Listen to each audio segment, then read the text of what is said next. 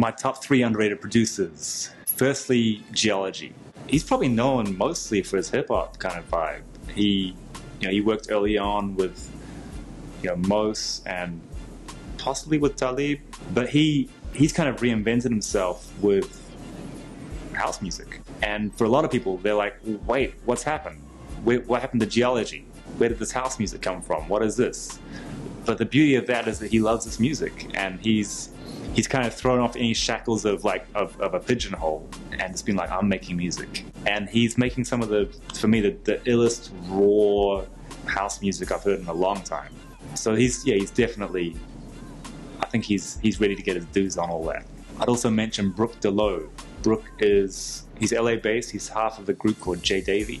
And J Davy make really kind of avant progressive alt R&B, I guess, for want of better words. But what he does as a producer just blows my mind. He's not the most, like from a musician's perspective, it's not like he's super schooled, but he makes stuff as if he knows everything. For me, it's hard to decipher what he's doing sometimes if we're collaborating. I'm like, wow, that stuff is so complicated, I don't know how to get in.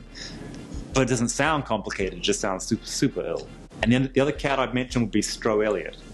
Stro, he's part of a group called the Percussions. He has a solo thing where it's a kind of a little similar to my setup, where he'll be on drum pads and doing all live production. But his has a real flair for bringing like a real head nod and snap to very soulful music without it ending up sounding too soft or indulgent. So yeah, those would be 3 guys for me who are really doing it. The 5 kind of biggest influences and inspirations for me. Top easily would be Miles Davis.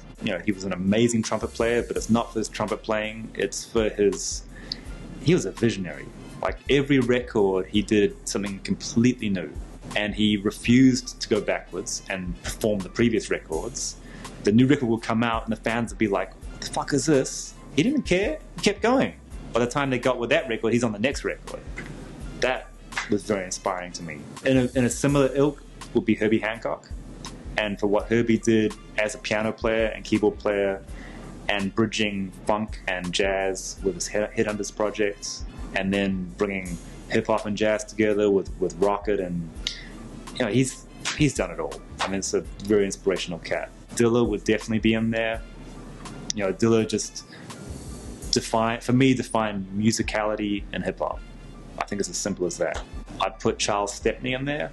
Charles Stepney was an incredible arranger, composer, producer, responsible for the Rotary Connection, Minnie Riperton, Early Earth, Wind and Fire. He brought so much amazing musicality to arrangement and pop music that, in my mind, without Charles Stepney, there'd be no Quincy Jones. Without Quincy, Michael wouldn't have been Michael how he was. So Charles Stepney is absolutely in there.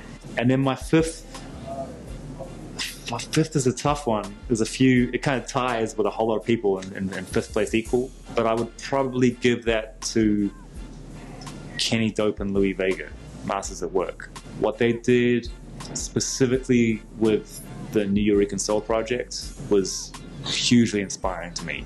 That's kind of a proto kind of genre bending thing. They brought together house, jazz, soul and Latin music in a very tight, neat kind of amalgam.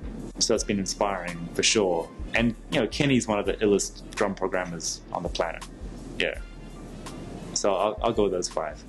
So, playing an arena, I've never done arena tours. To see him coming, I'm still thinking that's some sound guy or whatever, and he's going, da, da, da, da, da, da, and I go, huh? And he just stole on me.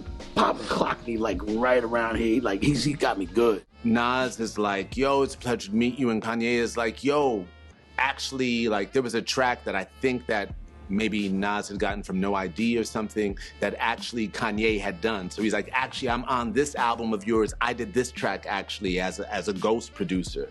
I'm shook. They didn't find anything.